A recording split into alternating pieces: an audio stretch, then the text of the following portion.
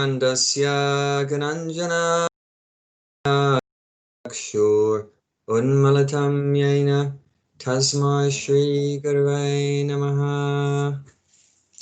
Bhakti Mala, you like to read English? I was born in the darkest ignorance, and my spiritual master opened my eyes with the torch of knowledge. I offer my respectful obeisances unto him. Okay, so we'll continue from last week. So last week was 5th chapter, Karma Yoga, Action and Krishna Consciousness, text number 2. So it's number 3 today. A personal favourite of mine. It's a wonderful verse, very inspiring verse. We'll recap a little bit on last week to refresh our minds, where we're coming from. So text 2, last week's verse, said, the personality of Godhead replied, the renunciation of work and devotion are both good for liberation. But of the two, work and devotional service is better than renunciation of work. And remember, last week we talked a lot about bodily comforts. That's the main goal of modern day society. You remember we were talking about that? Yeah. Bodily comforts. We're talking about bodily comforts. And, you know, Prabhupada often uses the term in the book sense gratification. So that's the same thing. You know, that's where someone's aim or goal in life is sense gratification, or you could also translate that as bodily comfort. Right? Because what is the body? The body's made up of senses. So basically gratifying the senses means gratifying the body. Gratifying the body means gratifying the senses. The body's made up of different senses, you know, the eyes, the nose, tongue, belly, genitals, and so forth.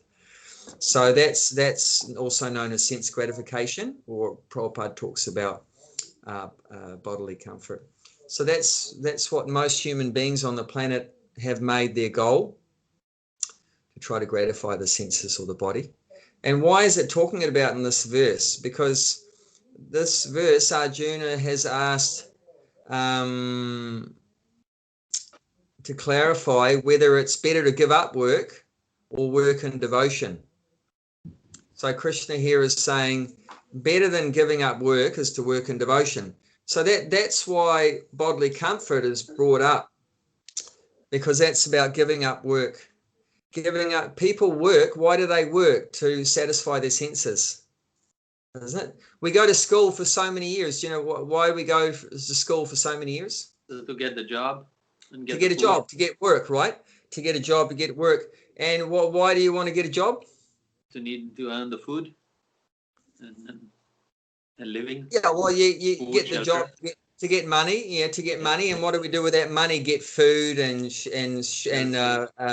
bed for the body, and a roof over the head for the body, and clothes for the body. So basically bodily comforts. Yeah. So all these bodily comforts. So, but there's a problem with that.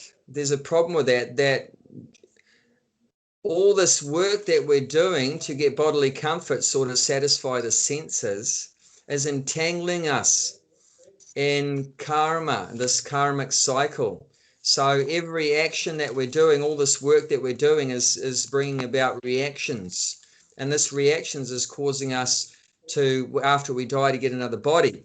So therefore, some people with a bit of knowledge, the jnanis, those with a bit of knowledge, jnanis, have understood that this process of working in the world is not good, because it's bringing about reactions that cause me to take another birth. So let me give it up. Let me renounce it.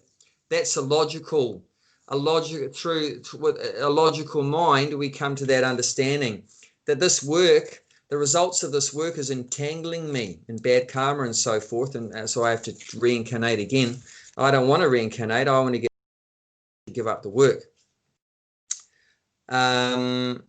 But actually better than that, even more better than that, giving up the work, because giving up work is also not very practical, because then how are you going to maintain your body?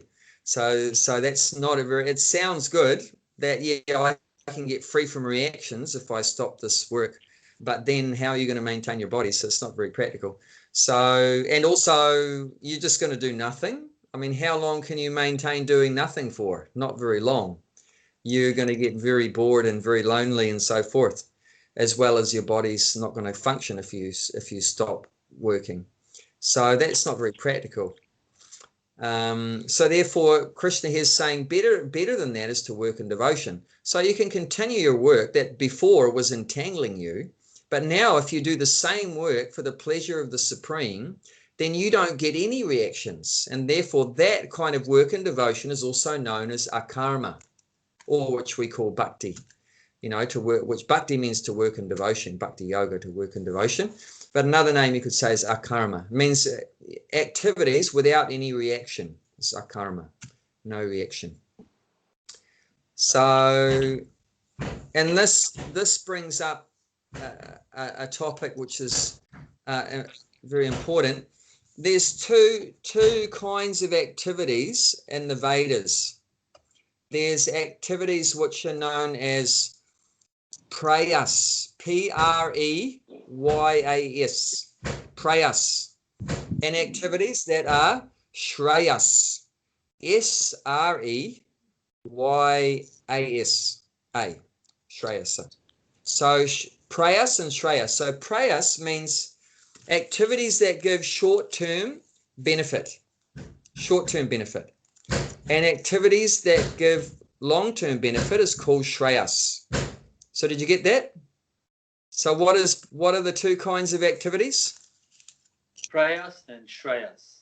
Hey, say again. Prayas and Shreyas. Yeah, prayas and shreyas. So what's prayas? It's a short-term benefit. Yeah, short-term benefit. And what's shreyas? Long-term. Okay. So Gulshan, what would you like? Would you rather have short-term benefit or long-term benefit? Long-term. Oh, you're very intelligent. No, I'm greedy. Now that naturally the soul wants to be happy, and we want to be happy forever, isn't it? For a long time. We don't want to be happy for a short time. So all activities that we do in regards to sense gratification or bodily comforts, which category do you think they fall into? They're like a short-term. Yeah, short-term. And how do we know that? How do we know that the enjoyment from all the bodily activities is short-term? Because we're looking for sense gratification, and then that is the short-term only. It's never been fulfilled for any sense gratification. Do that, it won't be complete anyway. Yeah. They're for short time. Everything is just short time. Yeah, but how do you know that any happiness related to the body is short-term? Because they lead to the end. Yeah, because the body comes to an end, right? Yes, that's right. Then they lead to the end. But the long term doesn't lead to the end. It comes to an end because the body is temporary. Yes. So obviously, because the body is temporary, any happiness related to the body is going to be temporary. Short term. Whether it's, I mean, there's a saying, I think it's a Chinese saying, if you want to be happy for half an hour, eat a good meal. So that's prayas lasting for short-term happiness lasting for half an hour. If you want to be happy for 6 months, get married. And if you want to happy forever, rid of your wife. No, that's true either. And if you want to be happy for a lifetime, plant a garden. Okay. Because that'll give you a result. But even that's just a lifetime, and your lifetime's only whatever, 50 years, 60 years, 80 years, like that. There's another saying from another culture, which is the first bit similar, about eat a meal and getting married, but the last one, instead of saying plant a garden, says if you want to be happy forever, read books. And that matches up because the real reason why we're stuck in this material world is ignorance. So the way to get out of this material world is through knowledge, transcendental knowledge. So we definitely want knowledge, and that will help us to become detached from bodily comforts and materialistic life and become attached to Krishna. To understand Krishna and become attached to Krishna. So if you should always think about any activities you're doing, is this activity gonna bring me short-term benefit or long-term benefit? And you can think about it. Whenever you're doing something, how long is the result going to be, the benefit going to be? And if you've got a choice, you should rather go for the longer term benefit, isn't it? That's just sensible. And of course, the real Shreyas is any activities that are going to bring us liberation. Because only after liberation, that means when we're released from these changing material bodies and get back into our original eternal body, that's the real Shreyas. Activities that bring us to that point, that basically we can get liberated, go back home, back to Godhead. In Sanskrit, it's called mukti or moksha. So that the activities that bring us to that point of liberation from the material world, from the cycle of birth and death, those are Shreyas activities. And the best of those is bhakti. And that's working in devotion. If we can please the Supreme, then we can get a ticket out of here. Otherwise, it's very difficult to get out of the material world.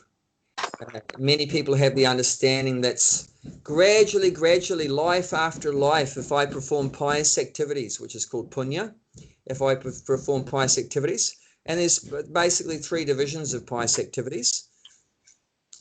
One is sacrifices. That's pious activity, to perform sacrifices. And austerities, tapasya. If we perform austerities, that's a pious activity. Means giving up sense gratification. And by giving charity. So these are 3 different pious activities. So people have that idea, if I perform pious activities for many lifetimes, slowly, I can burn up all my bad karma and all my karmic reactions and everything, and get liberated from them and get more and more knowledge slowly, and then go back home, back to the spiritual world, get liberated from material life. But if we work in devotion, if you directly serve Krishna, which is the ultimate pious activity, in one place Prabhupada explains pious activity as, he gives an interesting definition. He says activities that we do that cleanse our heart. Interesting, huh? You can think about it like that a pious activity is an activity that we do that cleanses our heart. Cleanse our heart of what? That means, if you say cleansing the heart means our heart is not clean, it's dirty. That's why we need to clean our heart. If the heart was already clean, you don't need to clean your heart, do you? If we need to clean our heart, it means the heart's dirty. And how do you know the heart's dirty? I have a shower every day. What do you mean my heart's dirty? How do we know we've got a dirty heart? Experience suffering. Yeah, if we're suffering, it means we must have a dirty heart, because if we were completely pure, we definitely wouldn't be suffering. We'd be body and bliss. We'd be in our original. If we're not in our original blissful spiritual existence, Brahma Bhuta, it's called Brahma Bhuta, in our original spiritual existence. If we're in the material world and you look in the mirror and see a material body, either man or woman or black or white or whatever it is, even if you're Bill Gates or rich or poor or whatever, but if any material body is full of suffering. So that means we must have a contaminated heart. So we need to cleanse our heart, and then we can. Everybody got a suffering sometime of the life, so everyone's heart dirty. That's what I'm saying. So this is important for everyone. Should take up a process to clean the heart. And like I said, it's either you got to pick sacrifices, or you got to pick austerities, or some of them, or all of them. Or if you're really fortunate, then you'll pick bhakti, because bhakti is the best, because then Krishna becomes pleased. And Krishna's, as we've said before, he's in our heart. Krishna's in our heart. Paramatma, in the form of not Krishna's in our heart, but one feature of Krishna called Paramatma, the super soul, is in our heart. Remember, there's 3 features of God. There's Bhagavan, Krishna, and there's Paramatma, that's in everyone's heart, and then there's Brahman, the all-pervading energy. So that Paramatma feature of the absolute truth is in the heart of everyone. So if you do service, to please Paramatma, to please Krishna, then he takes up the work to clean the heart, and that's not hard for him because he's already in the heart and he's all powerful. He's all powerful, all knowing, and everything like that. So omniscient and everything. So he can clean what is it that's dirty in the heart? Well, we've got lust, we've got greed, and we've got anger, we've got envy, we've got pride, we've got madness, illusion. There's so many things, especially it said six different categories of rubbish in the heart: lust, greed, anger, and illusion, madness, and pride. So, and lust means, material desires. That's what I mean, but that's what it means when it says lust. It doesn't just mean sex desire, although that's the topmost of the lust. But it can mean any kind of strong desires for material enjoyment of sense gratification, any of the senses. Hey, Prabhu, so I was just Yeah. I was listening to this lecture the other day, and the man was saying that Krishna's only in our hearts when it's purified. But I got really confused because I thought that he was in our heart in the form of Paramatma anyway. Mm-hmm. He was sort of saying, yeah, Krishna's not going to be in our hearts if we're not pure. Who was that? Bhaktimala? It's on WhatsApp. There's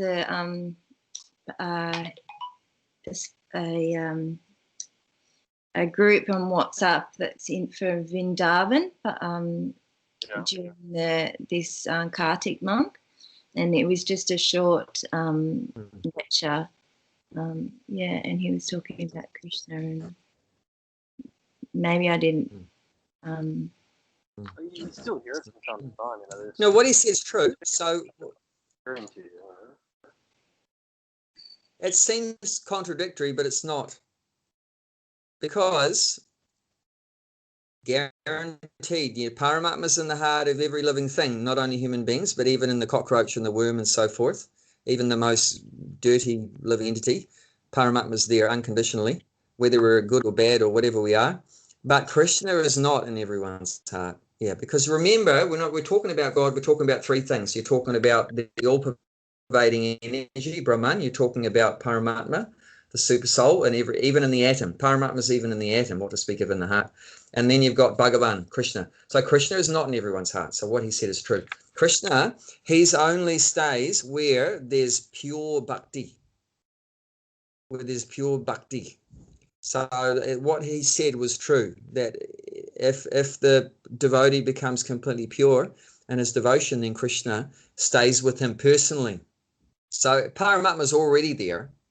Paramatma's already, there's no question about that. But then having Krishna's presence. I mean, there's pastimes in Chaitanya Charitamrita. If you ever get to read that, you're very blessed. The teachings and pastimes of Lord Chaitanya 500 years ago, where Krishna actually entered into the body of a devotee. And even Lord Chaitanya entered into the body of a devotee. That's far out. So you have Lord Chaitanya entered into the body of a devotee. And Lord Krishna entered into the body. One person, Nrsingadev, the half man, half lion form, when Nrsingadev entered into the heart of a devotee.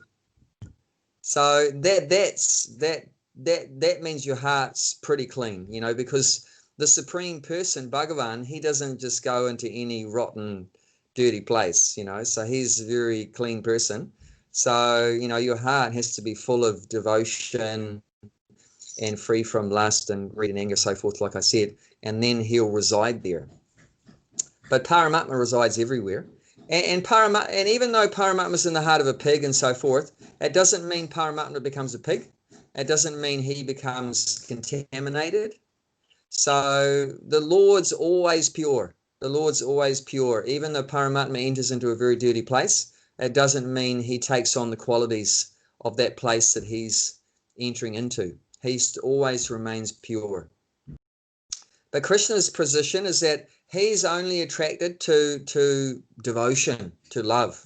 If you love him, he'll be with you all the time. And if you want to forget him, then he won't hassle you. He won't force himself into your life. If you want to forget God, he's not going to, force himself in your face. But if you want to remember him and you want to serve him, then he'll always be there for you.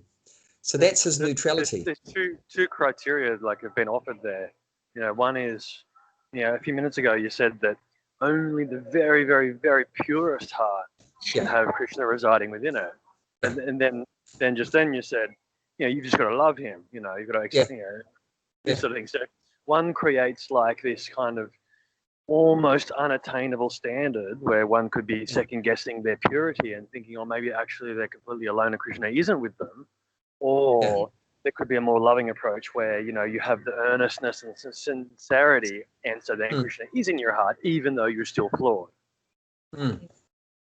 Options, one is kind of evil, I think, Yeah, I was thinking the same thing. I was thinking, this is never going to be in my heart because not in this life. This is what the Christian religion people kind of do. They paint it out like that you're basically your stuff. No matter how hard you try, you can never get there. No, it's not like that. No.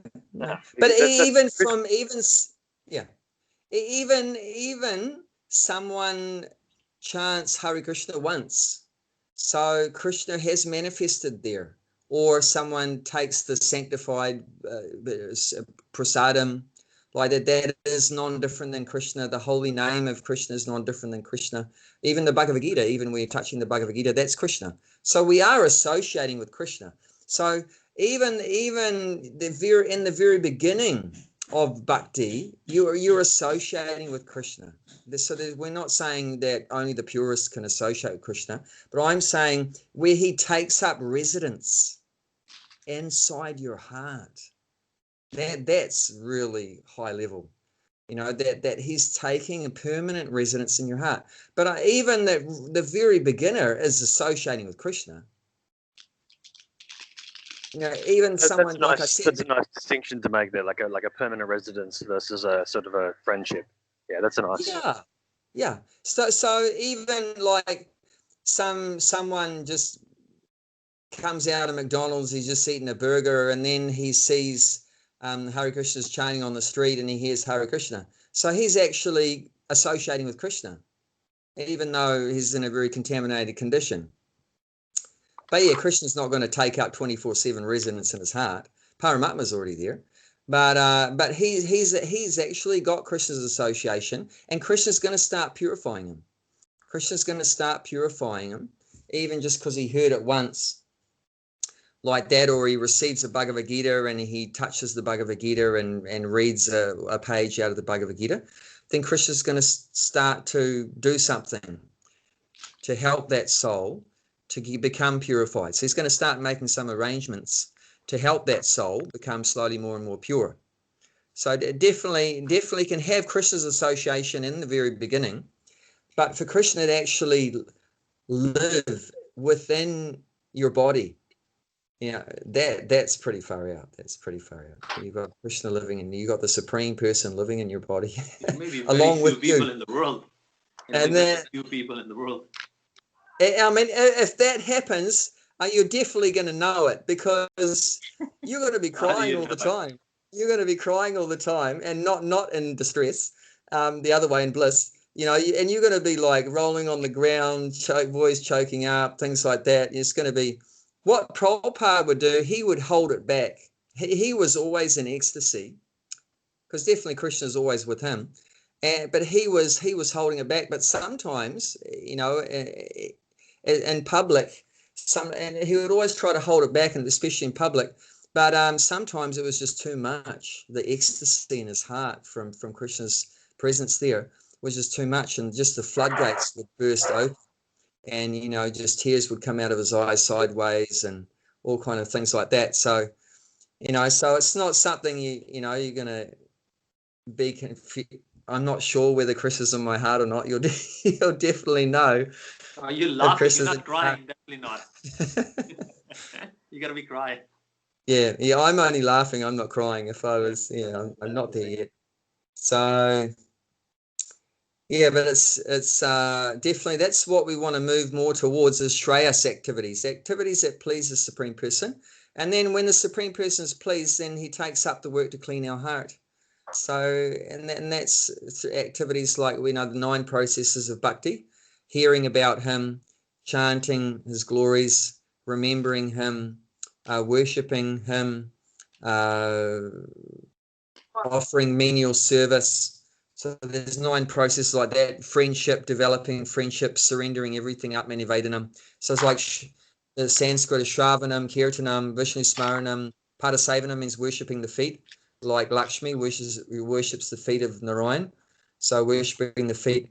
Dasyam, like Hanuman is a menial servant of Ramachandra. So rendering service to the Lord, menial service. Then Archanam means worshipping, Sakyam, friendship, Atmanivedanam, surrendering everything, like that. So there's 9 processes of devotional service. So any of these things that we do, the Lord becomes pleased, and then he takes up the work to clean our heart. And then automatically we become freed, become liberated. Mm-hmm. So always try to think about that. Am I just doing an activity that's bringing me some temporary benefit? Or really, is that the best way I can use my valuable time? I mean, not here very long, are we? Time's very precious. Most valuable thing is time. So how are we going to use our time? Are we going to use it just for prayas activities or for shreyas? You know, we should really try to, obviously we have to do some activities for the body. But the thing is, like you say, if we work in devotion, then you're doing both. It's like, if you're cooking, which everyone has to cook, you have to cook to feed the body. But if you cook for the pleasure of the Supreme Lord, offer it to the Supreme Lord, and then you're doing both, because you get to eat that food, which is giving some, temporary benefit for the body, to maintain the body, but also you please the Lord. So it's both, Shreyas and Prayas, everything together. So that's the best thing we can do. And then everything gets covered by that. So Krishna's recommended here, better than renouncing work is to work in devotion. Work in devotion. Okay, so now we can go to text 3. Wonderful verse. It's talking about the sannyasi. Who's the sannyasi here? Any sannyasis? I'm trying to be. Yeah. So this is giving a definition of a sannyasi, a very interesting definition. Very interesting definition of a sannyasi. Let's see what a real sannyasi is. Okay. So this is chapter 5, text 3. Gyaya sanitya sannyasi yo na dvesti na kankshati nirdvando hi mahabaho sukham bandhat pramuchyate. And we'll do it a couple more times. Gyaya sanitya sannyasi yo na dvesti na kankshati nirdvando hi mahabaho sukham bandhat pramuchyate.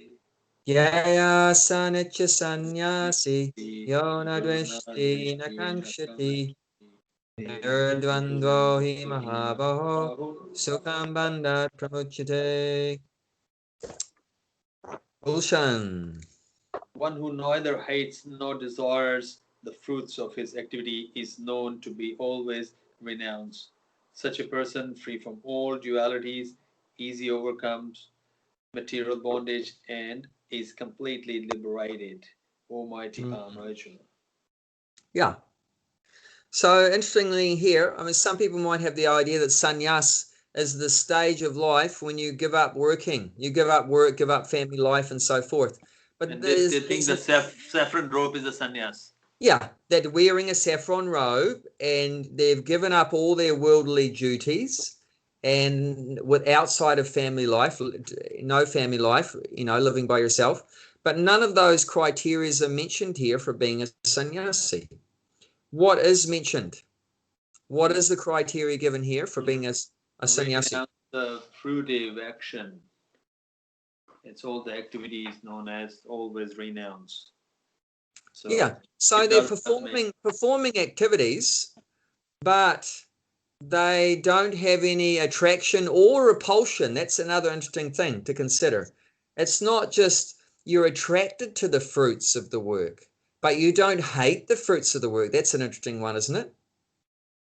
It's not just about we have to give up desiring the result of our work or being attracted to the result of our work, but also give up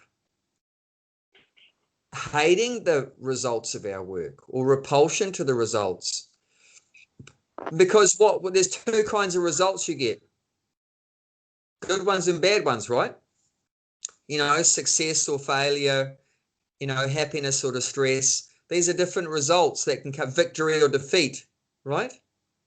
Because it's a world of dualities, right? This is a world of dualities, and the word here is used nirdvandvo.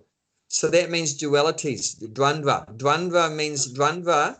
Dvandva means dualities. This is a world of dualities. So this here, it's saying nirdvandvo, means without dualities. We have to become free from dualities. So what does it mean, the dualities? So that means like rich or poor.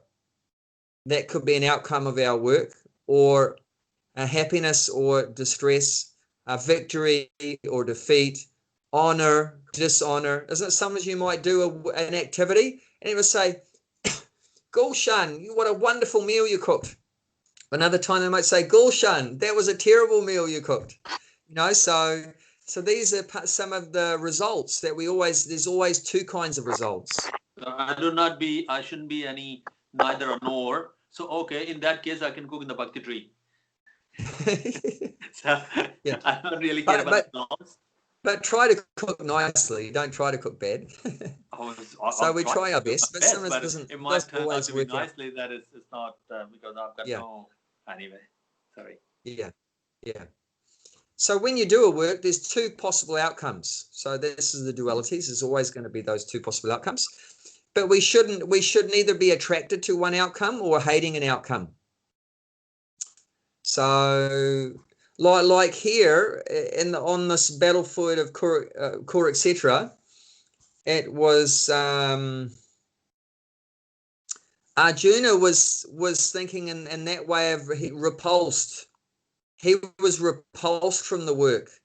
You know, can either be attracted to a particular work and the outcome, or repulsed, or hating it. So here he hated the result. He knew what the result was going to be. It was going to be a bad result. You know, if he won the war, what kind of result would it be? If it's win the war or lose the war. You know, if he won the war. Win the war, then he'll get the whole state or whatever the things is. You know, he'll be entire kingdom. But is that a good result or a bad result? It's good result for materialistic people.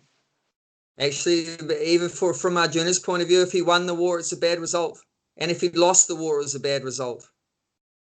Okay. He hated the idea of winning the war. He hated the idea of losing the war. Why would he hate the idea of winning the war? Because he was too attached to his relatives and he don't want to kill them. Yeah, because if he won the war, it means all of his relatives are dead. He's dead, yes. So then how are you going to be happy if all your friends and relatives are dead? You know, after killing my guru and killing my cousins and killing my martial arts teacher and everything like that, and my grandfather, how am I going to enjoy it? You know, and if I lose the war, then I'm dead. So either way, it's lose-lose. So he was seeing like that in terms of the result of this activity. I hate this result. This result sucks. This result sucks. So therefore, you know, he wanted to give up his work. But here, Krishna's telling him, no, mate, you have to become free from this. You know, you hate the result, you like the result. You just got to do your work and don't think about the result.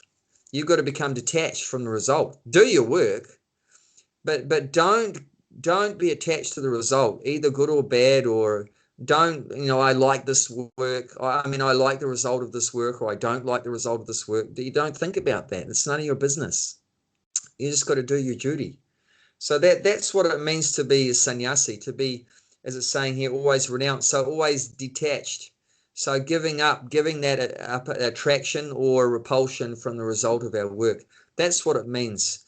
That's what we have to, because sannyasi means to give up. To give up. So nyasi. So but what is given up? It's not the work is given up, but it's the attachment to the result that's given up. So that's what it takes to be a sannyasi. And it means you're giving up all activities based on your own personal enjoyment, your own personal happiness. You don't care about your personal happiness. Actually, the best example of a devotee is which category, which group of devotees? I'll give you a clue. Not just one person, but we need to have a role model, right? So someone example to look towards. So who do I want to be like? Who do I want to emulate and become like? So in terms of devotees, who are the topmost? Prabhupada. True. The gopis. If you say devotee, it's not saying Yeah. it's like Bhagavan is the one main. No, he's not a devotee. That's the Lord. It's not devotee. So That's about devotee if you say that. Yeah. So, or your guru. You're getting close, but Bhakti Mala hit it on the button. Gopis, so the cowherd girls. Okay. And why is that? Why these? And normally men are thought to be more better at spiritual life because they're more intellectual and so forth. But actually, the best example of devotees are girls, and not even highly sophisticated aristocratic girls, but cowherd girls, brought up in a cowherd village. Well, and that's in the Vaishya community. Vaishya means, to do with agriculture and cow protection and so forth.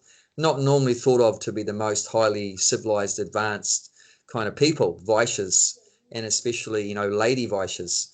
So just simple, but they're said to be the best of all devotees. Why is that? Because they gave up all kinds of sense gratification. They sacrificed everything for Krishna's pleasure. Everything. They sacrificed all the Vedic rules. They sacrificed family happiness. They sacrificed their bodily happiness. They sacrificed, doing good karma. Everything. They broke all the rules. Everything. They underwent lots of suffering, to try to please Krishna. And so they're the ultimate sannyasis. They're the ultimate sannyasis. They gave up all thoughts of sense gratification, bodily comforts. They didn't give a stuff about any kind of enjoyment in this life or in the next. And therefore, Lord Chaitanya said they're the best devotees. If you want to know what is a devotee, look towards them. That's the best role model you can have. When Krishna played his flute, they dropped everything. If they were cooking, they left the cooking. If they were with their kids, left the kids. If they were, putting on their jewelry and everything, they just forgot about it. They just dropped everything. They were all married, were they? They left their husbands. They left their fathers. They left their children. They gave up everything to please Krishna, to serve Krishna. And in terms of that principle of being ready to sacrifice everything to please Krishna, and not at all attracted to your own sense gratification, they're the topmost.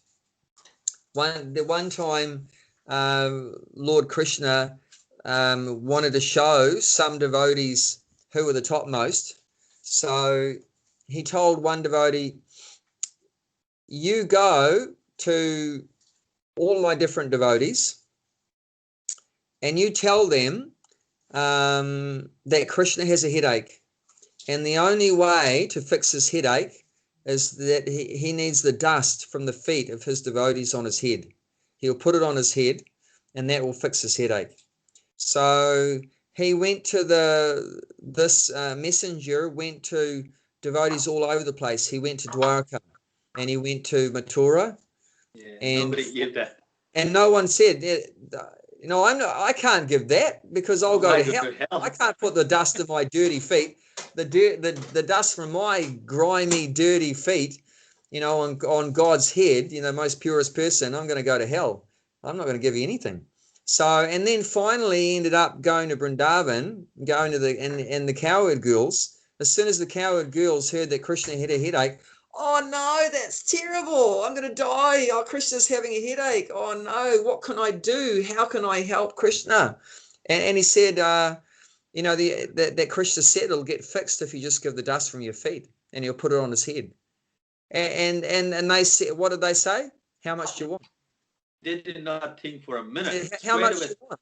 I'll give you as much as you want. Take it all. And they said, well, don't you care that you may go to hell? I said, we don't care. Let us go to hell. Let us remain in hell forever, but fix Krishna's headache. That's a devotee. Wow. That's high level. That's the sannyasi. That's the real sannyasi. They don't have any saffron robes. They didn't do a 16 round. They're still living with their family. They're still milking cows and, you know, and cleaning the house and doing all household work and everything, but they're the best sannyasi. Wow. Wow. So that's the highest example. So one time, Prabhupada was giving a lecture. It was very the early days of ISKCON. He asked the devotee, how many devotees are there in ISKCON? And the devotee said something like 60 or 70. Or I mean, it was really early days, not many. You know, 100 or whatever he said, 200 or I can't remember, but it was some number. Say it was 100 devotees. So he said, so we have 100 sannyasis. Because all the devotees, especially in the early days, all the devotees, they did everything to please Prabhupada, to please Krishna. Whereas some of them were single, some of them were married, some of them were men, some of them were women. But that didn't matter. Prabhupada said, oh, they're all sannyasis, they're all pure devotees. Because everything they did it in the service of their guru and the service of Krishna. So that makes them, they're all sannyasis. They're not doing anything for themselves. They're doing everything for Krishna. And Prabhupada said that my motto, my whole life was everything for Krishna, nothing for me. And, you know, as we know, he was a family man early in his life. He was a working man early in his life. Later on, he took up the sannyas robes. But he said, my motto, my whole life. He didn't just say after I took sannyas. He said, my motto, my whole life, everything for Krishna, nothing for me. So that's sannyas. That's sannyas. And in the beginning of the 18th chapter of Bhagavad Gita, Krishna gives another definition of sannyas, which is basically the same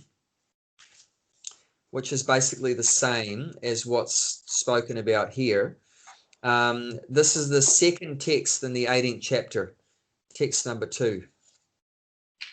And the title of the 18th chapter, the final chapter, is also, it's got renunciation in it. It's called the perfection of renunciation, the 18th chapter, perfection of renunciation. So, and in the second verse, it says, the Supreme Personality of Godhead said, the giving up of activities that are based on material desire is what great learned men call the renounced order of life, sannyasa. And giving up the results of all activities is what the wise call renunciation, tyaga. So, what does it mean to be a sannyasa? To be a sannyasi? Is you giving up all activities that are based on material desire. So you're only doing activities that are based on spiritual desire. It means to please Krishna. You're only acting to please Krishna. You're not doing any activities for your own sense gratification, for your own bodily comforts. You're doing activities for the pleasure of Krishna. That's a sannyas. And renunciation means to give up the results. So what does it mean to renounce? To renounce, to give up, means to give up the results. Give up the results of your work. So you're working and giving up the results of your work. Means a renounced person. And you're only doing activities for the pleasure of Krishna, not for your own sense gratification. So it doesn't mean you have to live all by yourself. You may do also, but it doesn't mean you have to be outside of a family life. That doesn't really matter. There's one beautiful Bengali song Grihe tako vane tako sada hari bolo dako. It's a beautiful bhajan.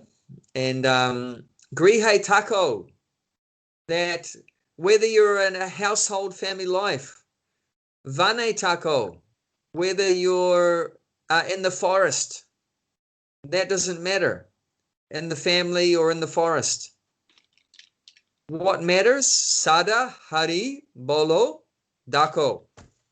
That always chanting Hari Hari, Hari Bol, always chanting God's names. But these days, everybody's in hurry to do the job. Hurry up.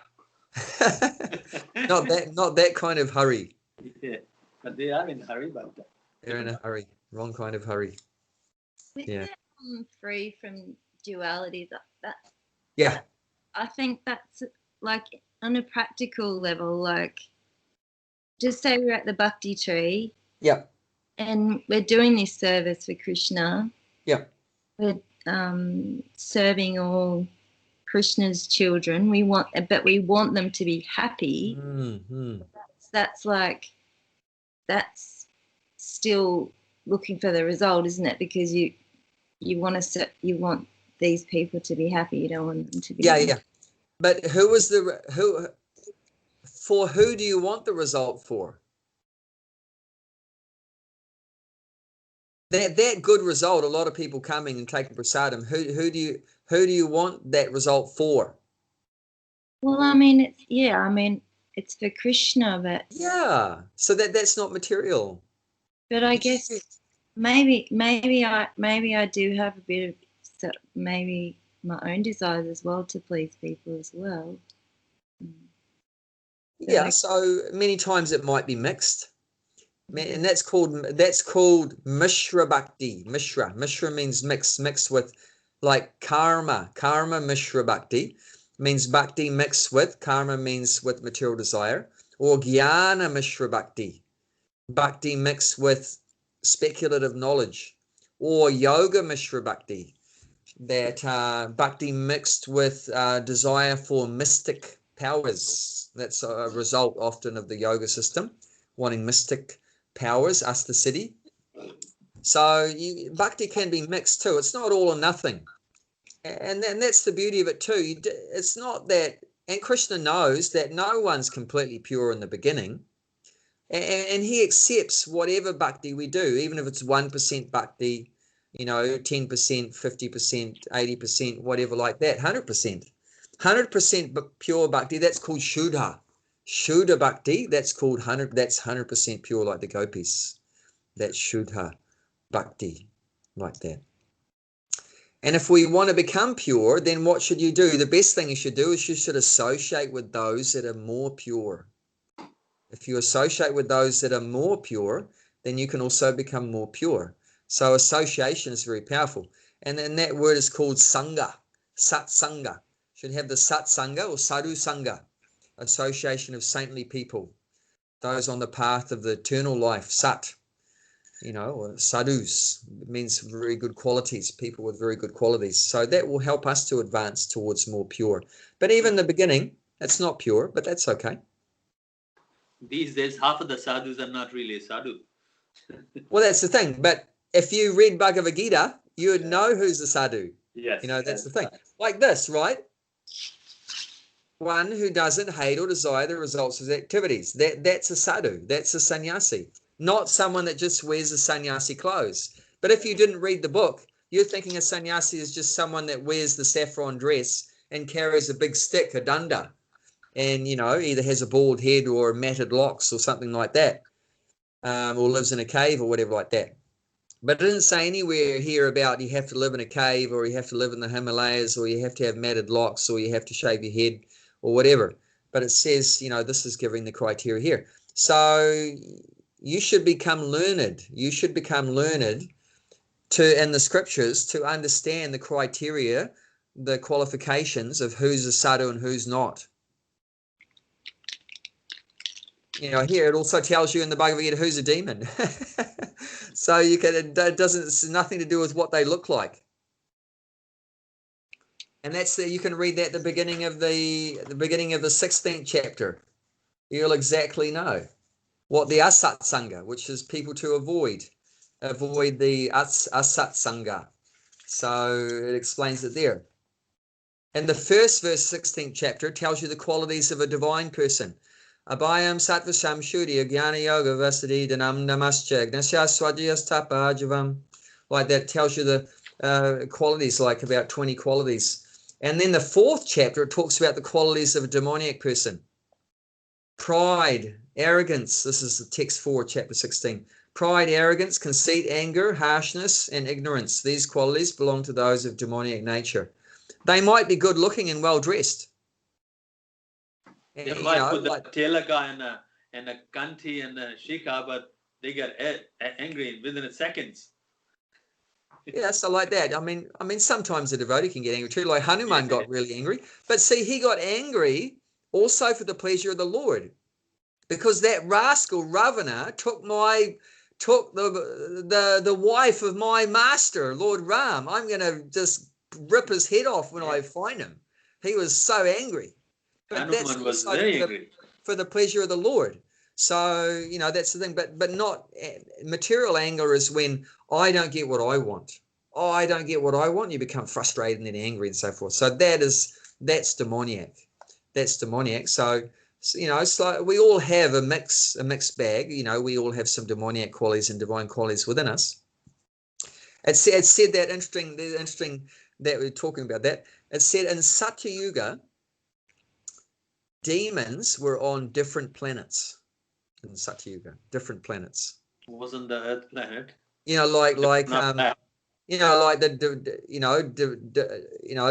Divine beings were in the Svargaloka, heaven, and so forth, and the demons were in Patalaloka and Sutalaloka and the lower planets. And then in Treta Yuga, demons were on the same planet. Like we had when Ram appeared in Treta Yuga, then you had the demons there, the Rakshasas like Ravana were on the same planet. And then you had in Dwapara Yuga, the demons were in the same family. Oh. And you had the Kauravas and Pandavas, right? In Dwapara Yuga. Krishna appeared in Dwapara Yuga, same family. You had the Pandavas are devotees and the Kauravas are demons. And the Kali Yuga demons in you and me. And now in Kali Yuga, where are the demons? Within their same body. How can you escape? But particularly these demons are these are materialistic desires. They're like demons. This lust and greed and anger and so forth, and they're coming in our mind. These are like demoniac desires. So it's not the soul is not a demon. Never think that. You should never think that the soul is like a demon. Demoniac. It's just called Asura or Danava. Rakshasa, like that, but it's just a temporary covering. It's a temporary covering over the soul, because according to the Vedas, the soul, asango yam purusha, that the soul has got nothing to do with the material world. The soul is always pure. It's only due to some covering, materialistic covering, but the covering is different than us. You should never think that fundamentally anyone is evil or bad or anything like that. No, we're just covering. Even in the trees, there's a pure soul in that body of a tree or in the body of a fish or a pig or whatever. There's a pure soul there. And there's no difference between the soul in the body of a tree and the soul in the body of you. It's just different coverings. That every soul is eternal, full of knowledge and bliss, and has a loving relationship with Krishna. But temporarily, due to the associating with Maya or Krishna's illusory energy, that we've forgotten that loving relationship when we're acting all kind of foolish ways. Some people acting ignorant ways, some people acting passionate ways, and some people acting good ways. Therefore, the three modes, right? Mode of goodness, passion, and ignorance. So some people are influenced by ignorance. They're acting very ignorant way. So is that I heard there was Atma the same? Is that Atma and Paramatma is the same? No. Atma is the individual soul. Paramatma is the supreme soul. Okay. Yeah. Yes. Paramatma is a supreme soul, one supreme soul, but expanded in Okay. many places. And whereas the Atma is a tiny, infinitesimal, tiny, minute part and parcel of God. Paramatma is God. Paramatma is God, but we're part of God. We're part and parcel of God. So we're a tiny spark of God. Whereas Paramatma is the complete, his Purnam, complete God. That's what we were reading in the Ishopanishad. God is the Purnam, complete whole. Yeah, so this is, we have to understand all these things in the right way. You know, what is the qualities of a divine person? What is the qualities of demoniac? So both the divine and demoniac, ultimately we're all pure souls, but just through different association with different energies. So if we're associating with the mode of goodness, then you develop divine qualities if you're in the mode of goodness. And if you associate with mode of ignorance and passion, with those tamaguna, rajaguna, then you take on the demoniac qualities. But ultimately, that the good news is that you can go from the demoniac category to the divine category. That's the good news. Do you know what the bad news is? You can't come from divine to demoniac. Yeah, you can go the other way too. That's the bad news. Watch out.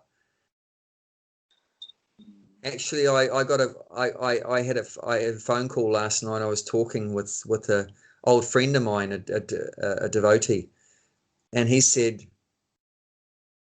I really suffered a lot, and since you saw me last time, you wouldn't even recognize me. I've suffered so much. He said, I'm breaking all the regulator principles, and I'm not chanting, and I've been taking drugs. I said, what, marijuana or something? No, I said, like really heavy drugs. I said, you're still taking them? He said, no, I've taken some counseling and you know, I'm not, you know. And he was a devotee. Yeah, a good friend of mine. We used to chant on the streets together, and he's an awesome So what musician. went wrong? Awesome. What's that? What went wrong? How come?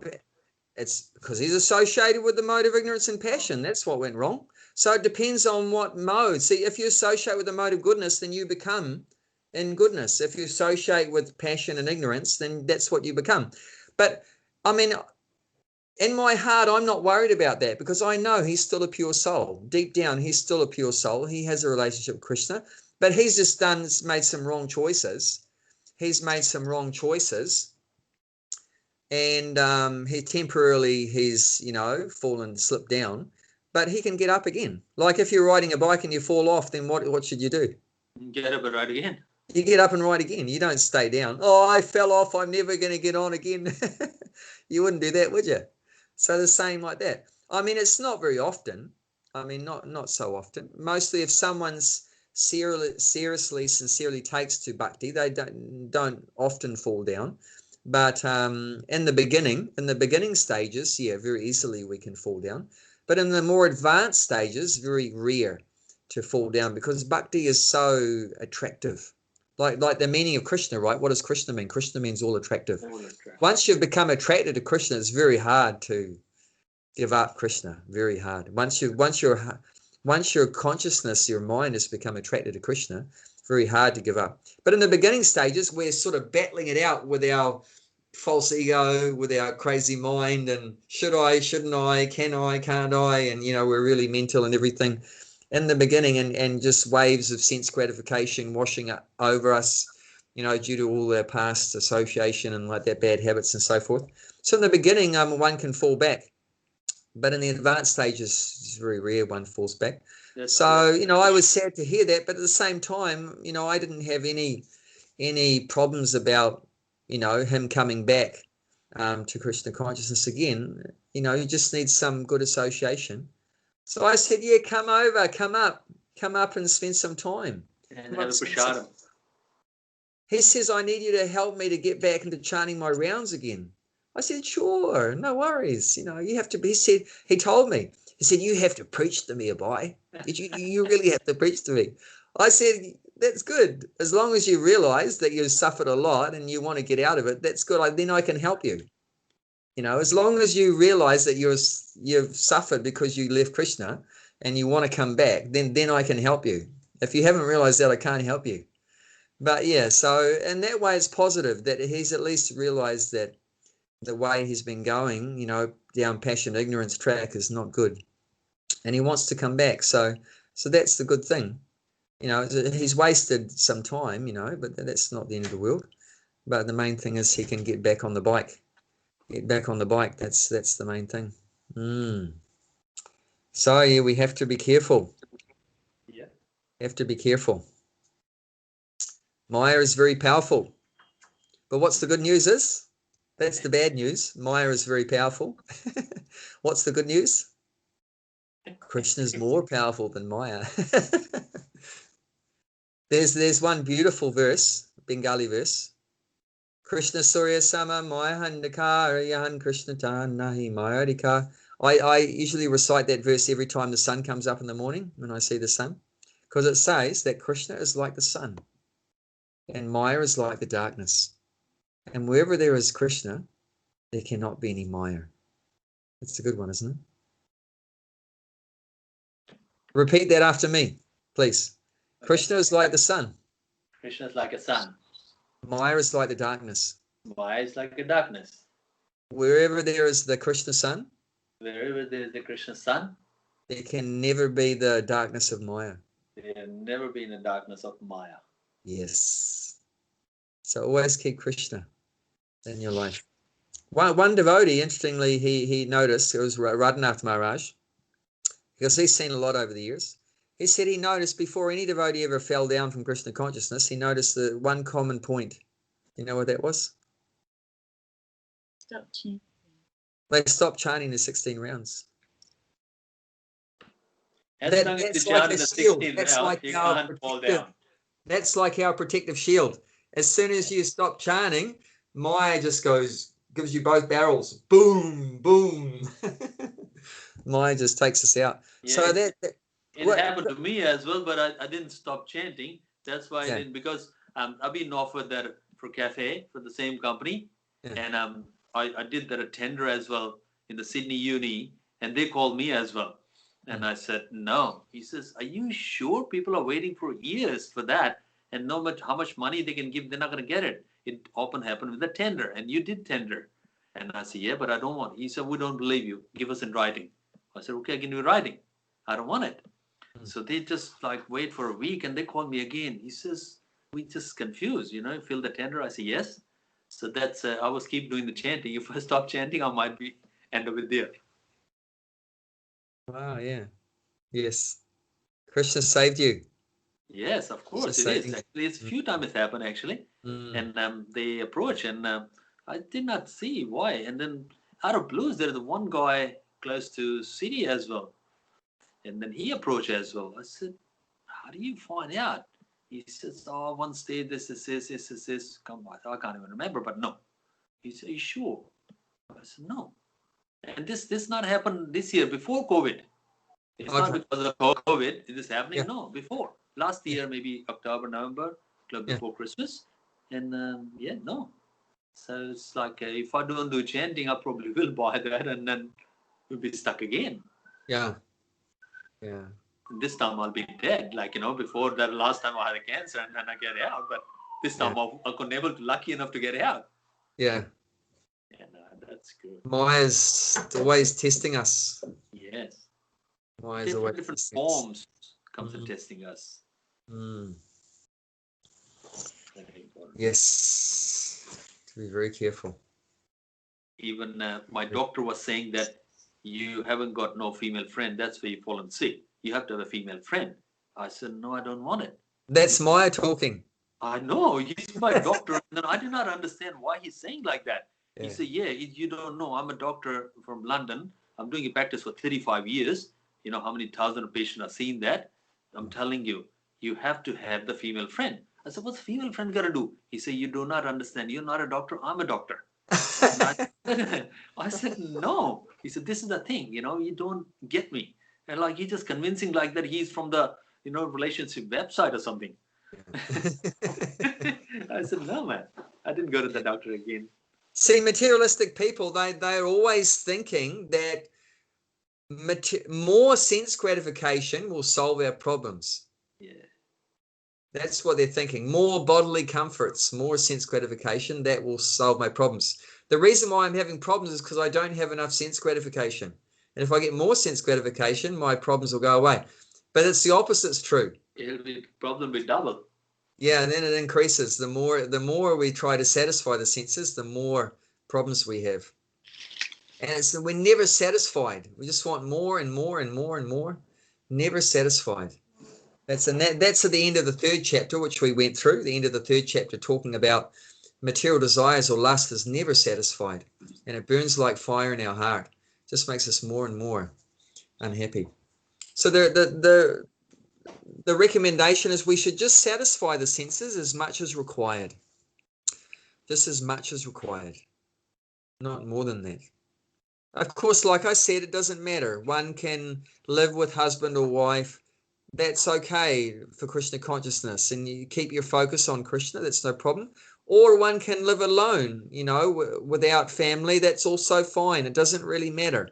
If it works better for you to be alone, perfect. If it works better for you to be with family, perfect. It doesn't really matter.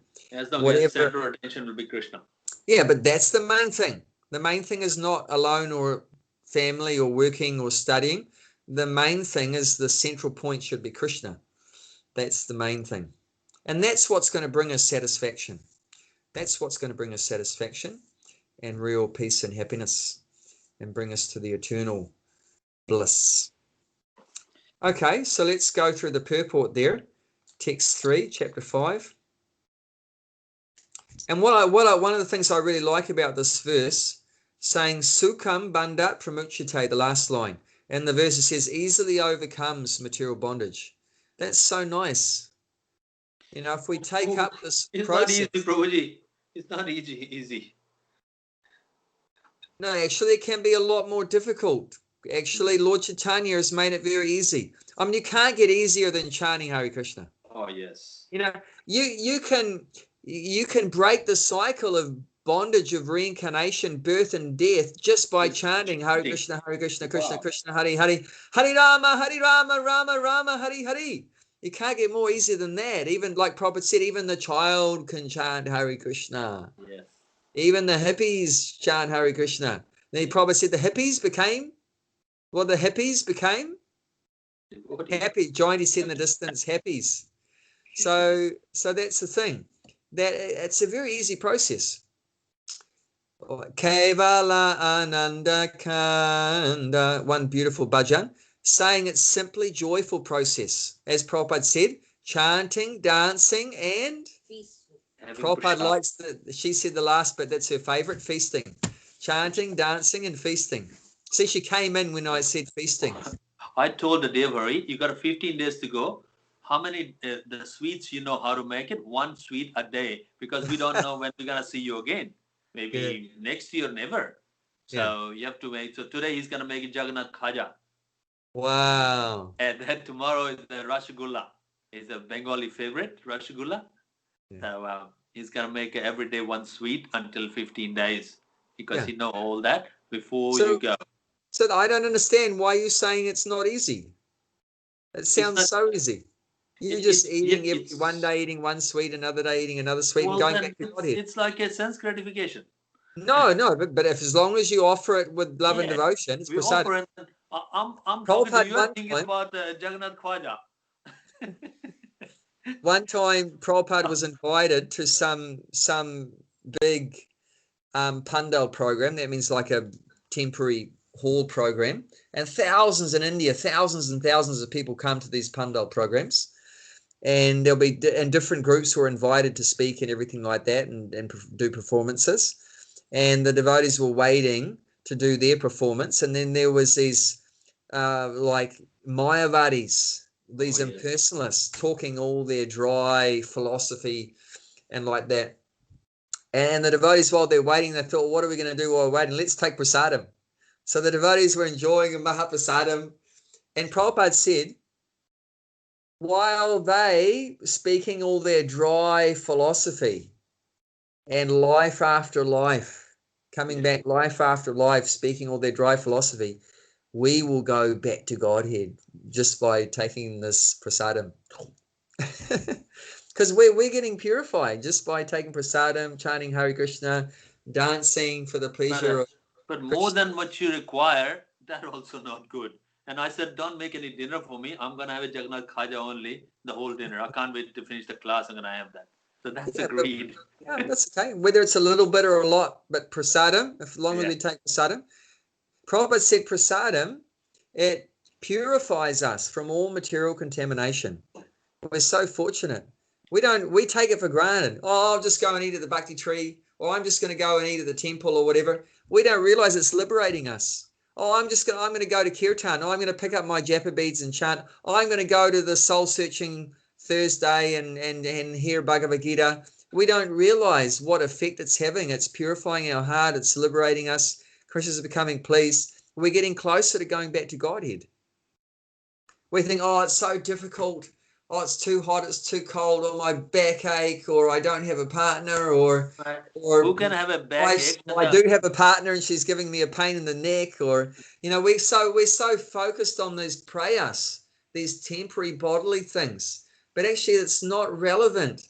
The main thing is that we're connecting with Krishna, and Krishna's becoming pleased that we're doing some service for him. We're trying our best, and we're going to be out of here very soon.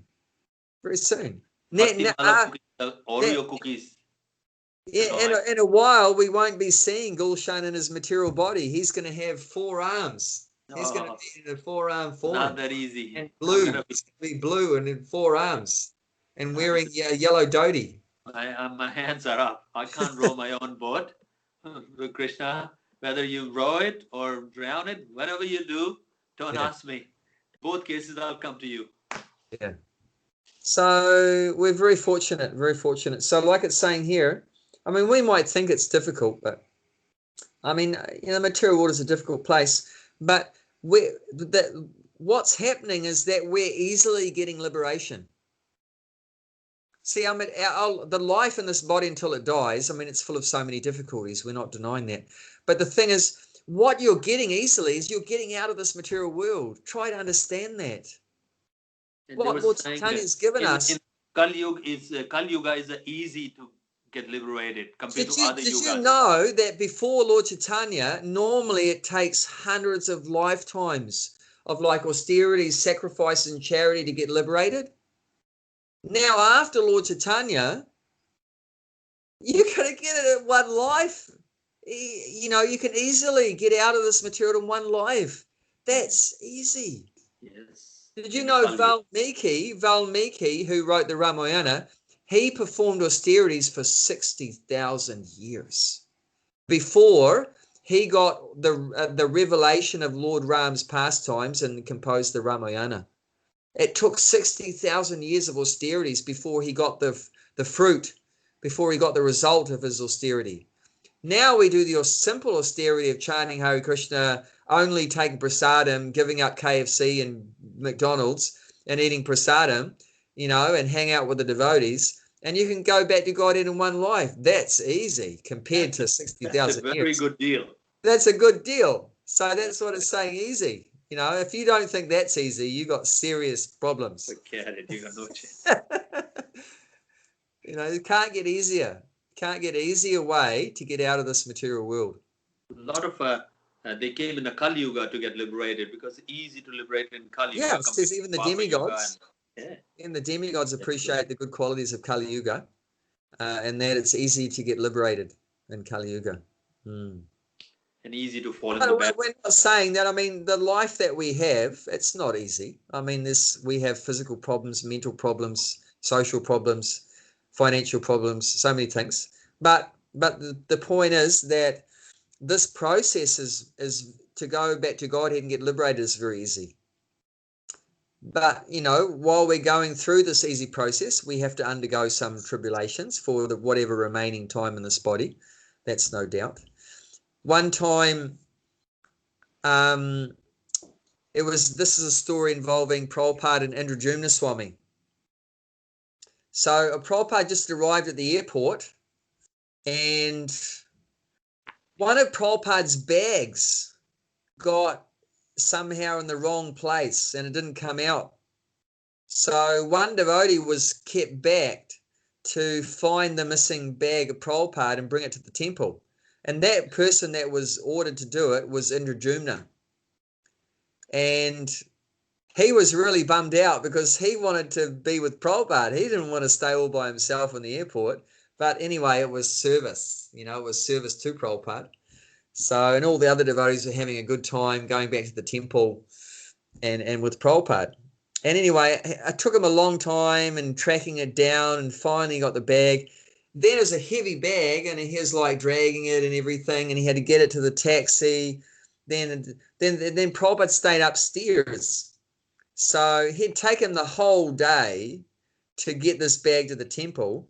Then he had to get it up the stairs, and it's a heavy bag. So he was dragging up the stairs. He was going backwards up the stairs, pulling the bag going backwards up the stairs.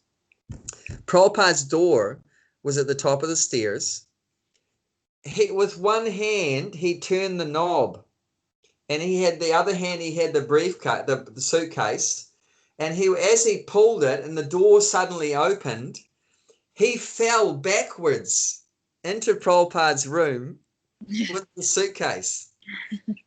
He fell backwards, and Prabhupada was watching the whole scene, how the door got flung open and the brahmachari is like flying into the room backwards and falling on the floor. And he said, material life is difficult, but when you go back to Godhead, it will be very easy. How's that? That's cool, isn't it? Yeah. Yes. That's cool. So yeah, it is true. I mean, material life's difficult, but you know that you should look forward to. You should look forward to very soon going back to the spiritual world, and then it'll be just playing. You can just play with the cows and the cowherd boys, and Krishna will always be in the center of your attention, and you'll be having big parties and feasts and singing and dancing, and there's no more work, no more struggles.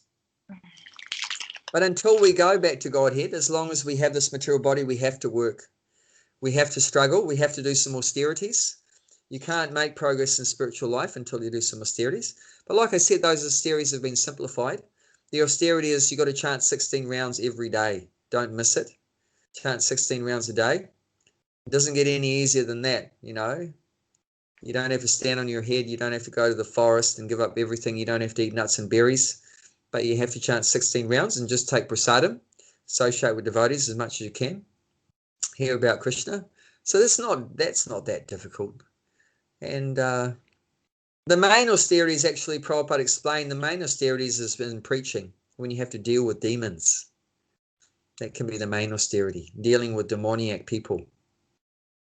I mean, if you read, you know, you read Salted Bread? Yeah. Yeah, so you read that, right? You know, those devotees suffered. So what was the main cause of them suffering, the devotees in Russia suffering? Because they were preaching there, and then there was a communist country. Yeah, so the demons, you know, they tortured them and giving them, you know, administering so many harmful drugs and everything like that. So the demons are always so anti-Krishna, and you know, try to preach about Krishna and they get so angry and they try to hurt you in so many ways. And I mean, even the original Hare Krishnas in Australia, they were thrown in jail so many times for chanting Hare Krishna. Australia was a freedom country. Is it? No, not for chanting. No.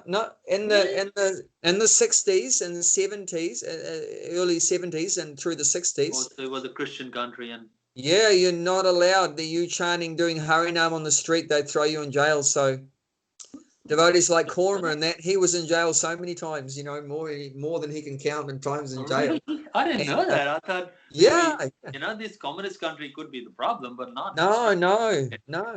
Then, And we are Commonwealth. Like, if they have a problem in Australia, there must be a problem in UK as well, because that's what we follow. Well, yeah, and then there was other problems. Like other countries had problems with deprogramming, with that people said the Hare Krishnas were brainwashing the kids and that. Yeah. So they would take those children and Hare Krishna kids and devotees and try to deprogram them, try to get Krishna consciousness out of them, like Really? that. They were mainly employed. The deprogrammers were employed by the parents of the Hare Krishnas. Yeah, I've seen that these days. In China, doing Muslim in China, they don't be radicalized, so they're doing the deprogramming. They have got the institution of it. Yeah. So this is the main problem, is created by demons. Like that creates so many problems. So what's the recommendation? We just have to tolerate. You can't do anything. You just have to tolerate. Go on with chanting. Go on with your chanting. Whatever happens around you, whether it's good or bad, don't worry about that. Just go on chanting and tolerate all the disturbances or difficulties, and just have it focused in your mind that very soon you're going to be free from all these difficulties, and you're going to have a wonderful life in the spiritual world. Back home, back to Godhead. That's our motto. That's our motto. And on the Back to Godhead magazine, on the front cover, it has that saying there, that Krishna's like the sun and Maya's like the darkness. If you look carefully at the top of the front cover of a Back to Godhead, it's got Lord Chaitanya dissipating the darkness in Kali Yuga, and on one side, and then the Krishna dazzling light coming out from Krishna on the other side. You can have a look at that. Okay, so we've got a few minutes left. Let's read the purport. Bhakti Mala. One who is fully in Krishna consciousness is always a renouncer, because he feels neither hatred or desire for the results of his actions. Such a renouncer, dedicated to the transcendental loving service of the Lord, is fully qualified in knowledge, because he knows his constitutional position in his relationship with Krishna. He knows fully well that Krishna is the whole, and that he is the part and parcel of Krishna. Such knowledge is perfect because it is qualitatively and quantitatively correct. The concept of oneness with Krishna is incorrect because the part cannot be equal to the whole. Knowledge that one is one in quality yet different in quantity is correct transcendental knowledge, leading one to become full in himself, having nothing to aspire to or lament over. There is no duality in his mind, because whatever he does for Krishna. Being thus freed from the platform of dualities, he is liberated, even in this material world. So nice. Yeah, that is nice. So the secret of being able to renounce, it's when we think, how am I going to become renounced like this? Give up the desire for the results of my activities and free from the good results and bad results and everything like that, is we need knowledge, complete knowledge. What kind of knowledge? Of our relationship with Krishna, that he's the supreme whole and we're part and parcel of him, that we have a loving relationship with him, an eternal loving relationship with Krishna. And then we focus our desires on that loving relationship with Krishna. Now what are we focused on? What's everyone focused on in the material world? What have we just been telling about it this week? Desire, personal desires. Yeah, on sense gratification. We're focused on sense gratification, focused on bodily comfort, which is another word for sense gratification. But how do we get out of that? We've got to focus on our relationship with Krishna. And then when you're focused on Krishna, you don't care about your bodily comforts. You don't care about your sense gratification. Oh, if something works out good for your body, that's okay. If something works out bad for your body, that's okay. If it's too hot for your body, that's okay. If it's too cold for your body, that's okay. If it's the perfect temperature for your body, that's okay. It means you're not really excited or upset about any particular situation. Well, how's that possible? Because you're just so focused on Krishna. Like I said, the gopis, they're just focused on, let's fix Krishna's headache. They're not worried about if they've got a headache. They're just, let's fix Krishna's headache. So when the focus is all on Krishna, you're not worried about yourself. Otherwise, it's very hard to renounce. You try, if you don't have anything better to replace it with, you try giving up all your desires. Giving up, it's impossible. I mean, you might do it for a short time, just detach from everything in the world, but that's very hard to maintain. That'll be a fasting, for a few months, and then you go back. Then you end up binging, right? People do that, right? They stop having sweets for 1 month, and then one day they walk past a sweet shop and they eat 10 times more. Yes. And they overload. So, but this is very sustainable.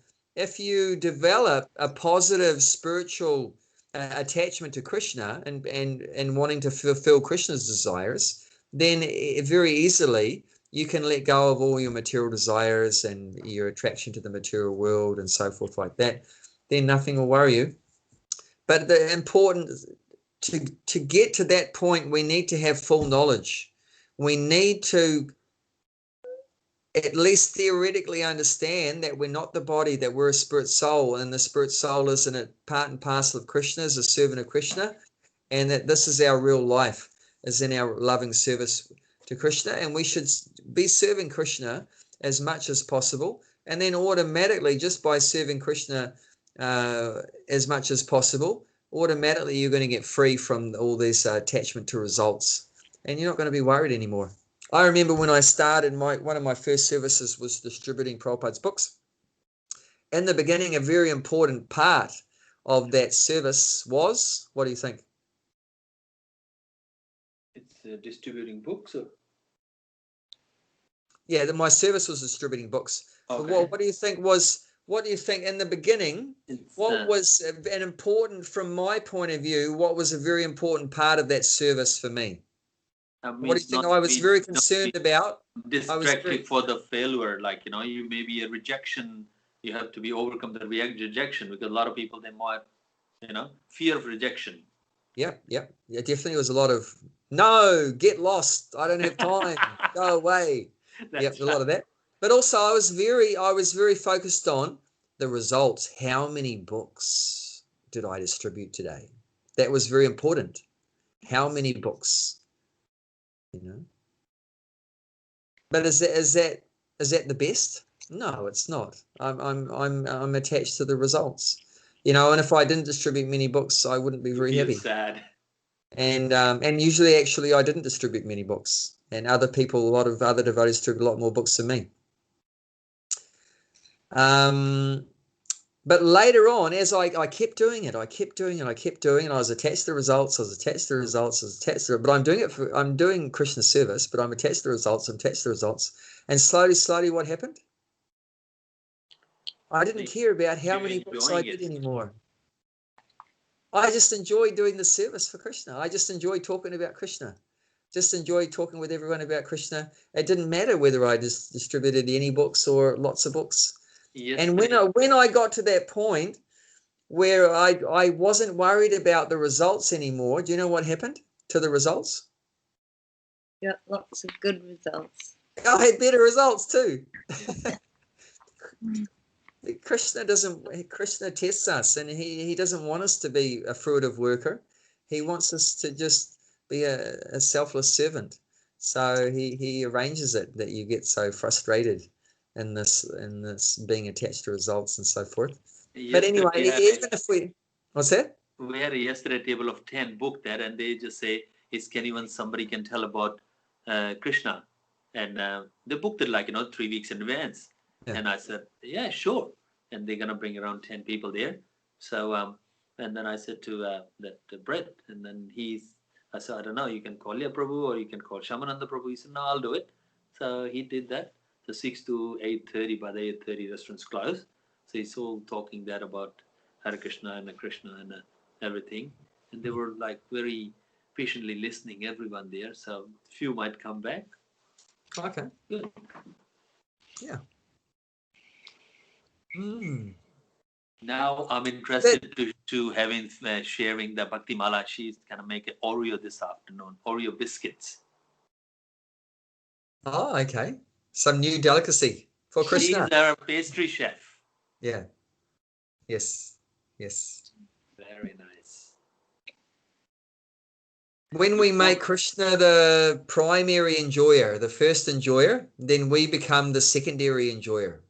We just enjoy after. It's not that we can't enjoy. Actually, our nature is to enjoy. The nature of the soul is called Ananda Maya. Ananda Maya Vyasat. We're pleasure seeking by nature. Bliss. We're bliss seekers. Did you know what we are? Gulshan's a bliss seeker. Yes. Bhakti Mala's a bliss seeker. You know, the funny thing is when I came to Bhakti tree, and I seen that like your name is Abhicharan, and all the books I see that A.C. Bhaktivedanta, I said Abhicharan. I said he wrote all these books. I was just so inspired. I didn't know that, And then I said back photo is the Prabhupada, but he wrote all these books. Oh my God, he's the one. Oh my God, I was just like looking all the books, and he said Abhicharan, A.C. I said that's Abhicharan. I said oh my God. And I was like so much thinking, and one day it's that is. Then your bubble got burst. No, it's okay, but like I'm still like it's very hard to bust your bubble. Once you mind set up for Krishna, I don't think so anyone can bubble the burst of Krishna in my mind. It's there and it's in my veins. Yes. How do you can change your veins and apply? Nothing you can do. It's like when you had a milk, you can blow it, make it a butter, but you're never gonna go back to milk. Butter cannot be converted to milk, no matter what. Butter can be next stage will be bit more liberated or something, become a ghee. But it cannot become a milk. That's what it's gonna be me. But so we want to get to that stage where we have full knowledge of Krishna and devotional service, and then we just enjoy doing devotional service.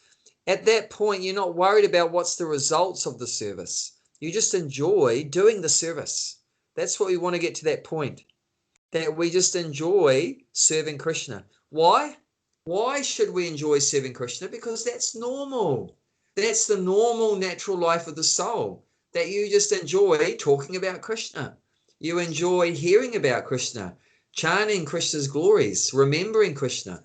That's our natural life of the soul. When you're experiencing that, then you're automatically going to become renounced from material desires. You're not going to care about anything. I remember there was a point we got to when we used to travel around distributing books. We didn't care that sometimes in the middle of winter, we'd take bath in Lake Taupo, Lake Rotorua, which are very cold in the New Zealand winter. And we would jump straight in, straight back out. It was so cold. And no one else in their right mind would have ever dared to go in that water. But we just had to get clean, obviously, to do our service. We needed to be clean, and we didn't have much water because we were traveling in a van. We only had limited water in the van, so like that, we did that. But we got to a point we didn't care about the body. We just didn't worry. Whatever, we didn't know where we were going to sleep. We didn't know what we were going to eat. We just completely depended on Krishna. And it was just all Krishna, Krishna. Our whole life was centered around Krishna. It was so ecstatic. It was the best time of my life. And we had no worries. It was completely, like there's a saying in New Zealand, no worries, mate. But they're full of worries. But we were really living that. It was no worries. Just fully. I wish we can write an autobiography, because after you, somebody will write a biography, but an autobiography will be written by you. Think about it. But the thing is, it's terrible to write about yourself, because we want to write about it's the Krishna. inspiration for others. What about the Radhanath Swami? They wrote that. What about the Salted Bread? Yeah, but he can do it in a very detached, transcendental way. I'm not, and you can't compare me to Radhanath Swami. I mean, example, like Salted Bread. There's all these things here. So it's how many millions of people get inspired? Bhakti Mala gave me for the birthday present, the book, and then I still do the others, and like. That's nice. That's nice. Yeah, so it's like it's so much inspiration. You can verbally, how many people you talk? Me, Bhakti Mala, a few. But can you imagine if your book goes globally, and how many people you can get connected to Hare Krishna? Yeah, that's the thing. Think about it. Okay. So much freedom in what we're talking about too. Really, isn't it? Like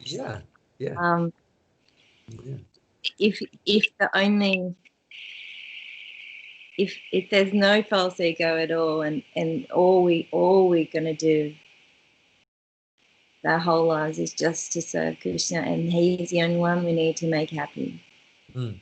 There's such freedom in that, isn't there? Yes, It yes. doesn't matter Yeah. what anybody else thinks. That's right. No one can stop that. No one can stop. There's only one person that can stop that, Which is yourself. which is ourselves. But no one else can stop that. Even when they threw the Hare Krishnas in jail, they were chanting in the jail. And they even did a whole Sunday feast, like the traditional Hare Krishna love feast, Sunday love feast. It was called the love feast in the early days. They would have a whole love feast in their mind in the jail. And so someone would be cooking the love feast in the mind. Someone would be leading the kirtan in the mind. Someone would be decorating the deities and the altar in their mind. And someone would be looking after the guests in their mind. And they did it all in the mind. So there's no one that can stop us from being Krishna conscious. We have so much freedom. And you have the freedom that you can serve Krishna in whatever way you desire. If you want to cook for Krishna, do that. If you want to, like Mahabhadra, if you want to wash Krishna's pots, go for it, mate. You just go. You don't have to lead the kirtan if you're not comfortable. You don't have to give the class. You can wash the pots for Krishna and be in ecstasy. Whatever your heart's desire. Make garlands for Krishna if you want. Or, plant potatoes for Krishna, or dress the deities. Or I know one young guy, I remember him when I first joined in 93. He was a young boy. His Indian dad was bringing him to the temple. And I remember seeing him come, on Sundays. And now he's second initiated, Brahmin initiated. He's dressing Radha Giridhari in Auckland. He's just in ecstasy, just dressing the deities. He just loves dressing deities. And they just look amazing. And he also, he himself, he likes dressing up. So he's in a male body, but he dresses like a bit girlish sort of way with real fancy clothes, and he puts a turban on his head and all kind of things like that. And he's a bit effeminate like that. But he's used that in Krishna's service, and he just dresses Krishna just so nicely. And he just goes for it. And he's just completely in bliss. He's so, and when he writes a post, he's just in so much ecstasy like that. So whatever your heart's desire, you can do that for Krishna. And that's the thing, is that Krishna's unlimited. There can be 1,000 devotees leading kirtans, and Krishna can accept all of that. There can be 10,000 devotees reading Bhagavad Gita, and Krishna can accept all of that. There can be 1,000,000 devotees cooking for Krishna, and Krishna can accept all of that. So, it's like Krishna had 16,108 wives. It's unlimited. Say, oh, I want to be Krishna's wife. No, you can't, because I'm Krishna's wife. No, it doesn't work like that. Krishna can have unlimited wives. It's like, he can have unlimited fathers. I want to be Krishna's father. No, you can't. I'm Krishna's father. It doesn't work like that. You can have millions of fathers of Krishna, millions of servants, millions of friends, like that. So it's unlimited. You're free to serve Krishna in whatever way you like. Krishna can accept unlimited, devotee services. If you're attracted to serving Krishna in the form of Nrsingadev, you can serve him in that way if you want. You're free. You don't have to serve, Krishna as Krishna. If you're attracted to serving Ram, Krishna, the God in the form of Ram, you can serve Ram, no worries. If you want to serve Nrsingadev, if you want to serve, in any form you like of Krishna, you're just so much freedom in Krishna consciousness. It's amazing. Whereas materialistic life is just so limited. Everything's so limited. But spiritual life's unlimited. It's just amazing. But what's going to open up this unlimited spiritual life is this knowledge. We need this. We need to be hearing this. We need to be hearing this every day. We need to be hearing this, and that's going to unlock the key. Definitely. Unlock the key. So we have exceeded our time, unfortunately, once again. It's okay, Prabhuji. And for me as well, I'm back on now for full time, like, lunch and dinner. I was doing a half a day. But it's like a part and the parcel of the life, sickness and non-sickness. It just comes and goes and things like that. Yeah. So Ride the waves. it's all good. And Brett was saying, if both chef will go, that how we gonna be like, do that. I said, well, Krishna's arrangement. I don't know. It's all Krishna's arrangement. We do our duties. It's up to Jagannath. Jagannath is there. He'll arrange. Yeah. Not to worry. Definitely. Yeah. I remember my spiritual master, I think he wasn't even 20 years old, or maybe he was just 20 or something. And Prabhupada said, you manage Juhu. He was thinking, that's impossible. How can I do that? It was such a massive project. And it was just a swamp. There was nothing there. And he was very just young. some apartment buildings. But he did it. Prabhupada, by taking up Prabhupada's instruction, just Prabhupada empowered him. But it was a big challenge. I mean, he was praying to Radha Rasa Bihari, the deities, every day in the beginning of every day. Please help the day. It was hard. He had to manage all the construction, all the devotees, all the guests, everything, the money, how to raise finances, collecting. There's so many responsibilities.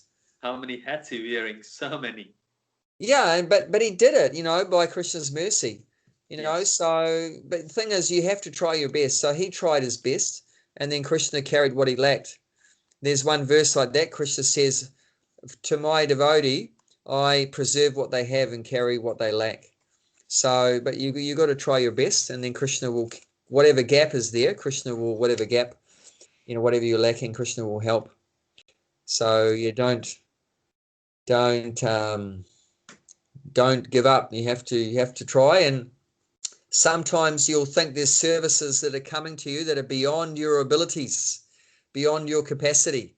But don't worry, because Krishna can give you unlimited abilities if he wants, unlimited capacities, doesn't it? Otherwise, how is it that a 70-year-old man, Prabhupada, could travel all around the world 12 times, write, like you said, 70 books, 60, 70 books, initiate 10,000 disciples, open 108 temples, in 12 years or whatever? It's impossible, but Krishna empowered him.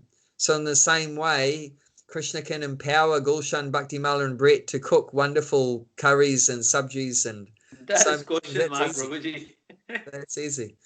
So, but you have to take up the baton. You have to have faith that Krishna will help you. You just have to try your best and then depend on Krishna.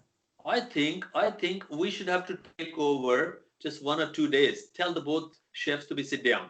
You tell them both in the front. You stay in the front, do that front service. We all three work in the kitchen. If something goes wrong, they are there. Yes. If they leave and then we do, who's going to correct us? At the moment, so they if are you here. If you want, try that. Yeah, try that. There's no that's a good experiment. Try that. But anyway, I mean, I don't want to interfere. So, you've got the carrying the baton now there. So you work it out. Krishna will give you the intelligence if you have the desire. Fatima, you ready? Aprons ready? Knives are sharpened. We're gonna be getting.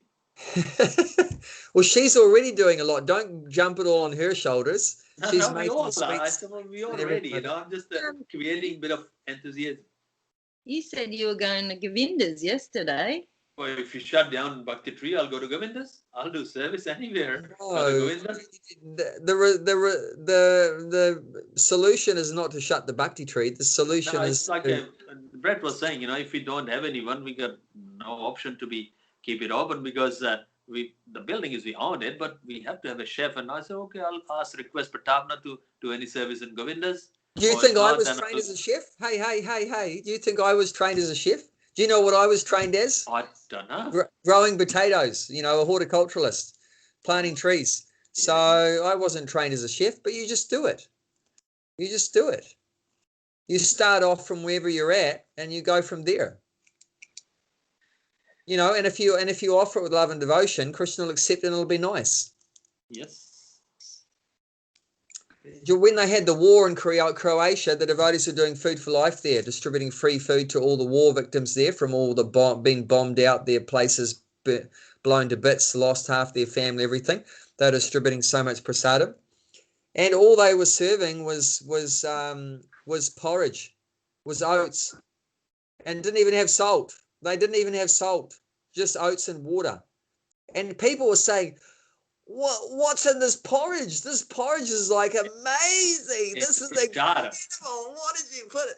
And it's just because they cooked it with devotion. They were trying their best, and it was tasted so good. I can make a khichdi.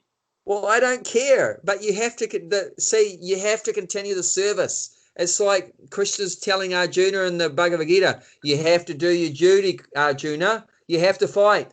So Gulshan has to maintain the bhakti tree. There's no other way. You know, bread and Gulshan like that, you have to do your service. You don't stop. And you might think, well, how am I going to win? Because Bhishma's on the other side, Dronacharya's on the side. No, Krishna's on your side. You know, you've got Jagannath there, Jagannath's in there. Jagannath's on your side. You know, you got to keep it going. Don't walk away from the battle. No, I'm going to be there. But if they lock the door, I've got no choice. I'm going to go to the only one that's going to lock the door is you guys are going to lock the door. No one's going to lock the door. I'm going to work. I'm standing there, man. I'm not going to go anywhere. Yeah. So it's up to the higher authorities how they Pratapna, and you know what they decide depends. They put it in the newsletter. If you guys say we'll cook the food.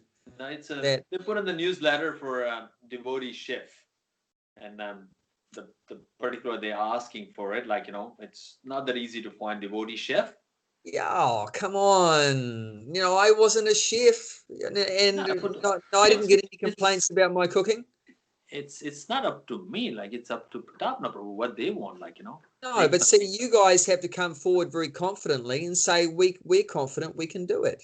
That, you know, Abai trained us in how to cook, you know, all the things, and also Vishwambar Devahari trained us how to do things. We can't do the South Indian things, but we can do all the buffet items.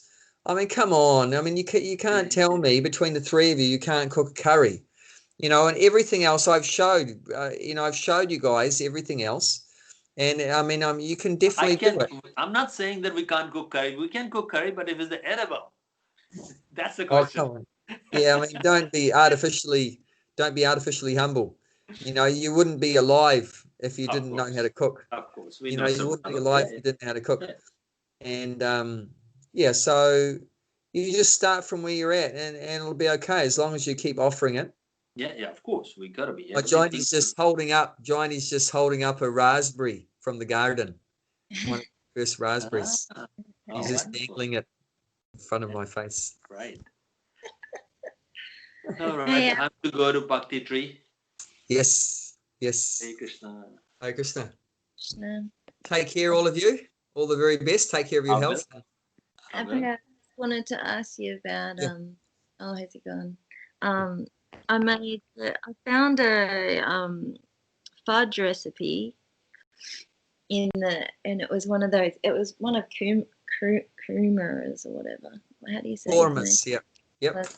But it didn't go completely hard. Fudge. It was still a bit. Was it the almond toffee fudge?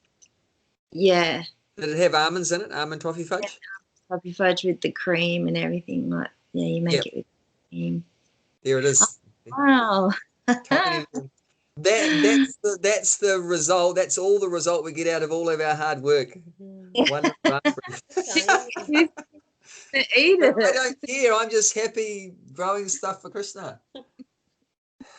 But sadly, when I tried to pluck this, the little branch came off, you know. We can cut it with scissors. But you can't. It's so. Well, otherwise you have to hold the branch with one hand and pull the thing with it. Don't pull the whole thing. You have to learn the science of picking. The science of picking. I use the scissors for roses. So we have to do it for this too. So, what we're saying? Didn't go hard. So, what you need to do, you need to cook the butter and sugar together for longer. I was just really worried I was going to burn it. I know, because it does say that. Don't over-caramelize it. But if you underdo it, then, and also what you do is you put more milk powder, which is obviously going to thicken it. You put you make sure you cook the butter and sugar enough so that the color should change and the smell should come, and it should be frothy. You need to cook it. You need to cook it so it froths up. Okay. So, but on the other side, you don't cook it too high a heat. Don't cook it too high a heat, otherwise you're going to burn it. You're going to burn the sugar, and it's going to go as hard as a rock. I've had it go the other way, that it goes like as hard as a rock. Okay. So yeah, it's just a bit of trial and error, but you look for it becomes frothy, and then the color will darken up a little bit, and some smell will come, aroma, and then you let it cool down. It says let it cool down. Then you put the cream. Then you put the roasted nuts, and then you add the milk powder. So if you think it's not thick enough, you just add a little bit more milk powder. Don't go overboard and add tons more, but you can add a bit more than what it says. It says 3.5 cups of milk powder. So you can just go a bit further, do 4 cups, or if you have to, or 4.5. I wouldn't exceed it too much, but if you just put a little bit extra milk powder, and make sure you don't put too much cream, because that's obviously more liquid in the recipe. So make sure you don't put more than what it says with the cream, and then it'll work out. It'll work out. And if you ever do have if it's really too soft, what you can do, instead of having square fudge, you can roll it into balls with coconut, desiccated coconut, and then that'll dry it up on the outside. Okay. I've done that before with different fudges and that. If it's too wet, you can just roll it in coconut or roasted sesame seeds or something to make it more easier for you to pick up without being too mushy. So you can do all kind of things like that. But yeah, you don't be afraid to add a little bit more milk powder, and don't be afraid to cook the butter and sugar a little bit more. Yeah, it didn't froth up like that. Yeah, so that you haven't done it enough, and then you miss out on the special taste. That's how you get the special flavor, is by caramelizing the sugar. Yeah. Yeah. I was just worried I was going to burn it. I know. I was too. Yeah. After you do it a few times, you'll figure out what the point is. Okay. And you said that you use raw sugar, but you grind it. Is that right? Or did you? No, you don't need to grind it. Not for the almond toffee fudge. You need to grind it if you're doing bliss balls, or if you're doing chickpea fudge. Chickpea fudge, you have to grind it, or you have to buy icing sugar. And that's in Korma's book too. Is chickpea fudge. Okay, I haven't made that yet. Besan or chickpea. So that one you need icing sugar or ground up, and also bliss balls, they require very fine sugar. But that one, the almond toffee fudge, sugar just melts when you're cooking it in the butter. Because mine was a bit gritty. Yeah, because you didn't cook it enough. And the boys were like, "Oh, it's just like going to the beach, and then it's got sand in it, but it tastes good." So they were eating it anyway. Yeah, but it can be quite nice having a crunchy sweet. But yeah, you get more flavor if you do caramelize it more, and then the sugar will definitely melt. You don't have to. Yeah. You don't have to do that. It was quite a nice flavor, that one, though. Yeah, I mean, it's nice because you got all that yummy butter and sugar and roasted almonds. So it's always going to be nice, but it'll be even more nice if you and a better consistency. But I tried making another one from his book with the carob and I didn't have hazelnuts. I just used cashews, but I didn't like the flavour that much. It was with just a bit of milk and sugar and the carob and that. Have you made that one? I've never. I don't think I've ever made that one. I've had it that someone else made it. I can't. Yeah. I don't really remember whether it was good or not. But yeah, like that, just go through the recipes and you'll find out which ones work really well for you, and the ones that you like. All right. I'll often put like a sticky note on the recipe. Oh, this was fantastic, or this was okay, only okay, and I didn't like this or that. So make a note so that next time you'll know whether you want to do it again or if you want to change something, or make notes of your past experiences of it. Yeah, we ended up wrapping it up and giving it to the group last night anyway. I mean, it wasn't terrible. I wasn't giving away horrible food. Yeah. Brett didn't want to sell it. It wasn't really good enough. Presentable, hard to serve, So we presentably. just gave it to the group. Yep. Yeah. Okay. Yeah.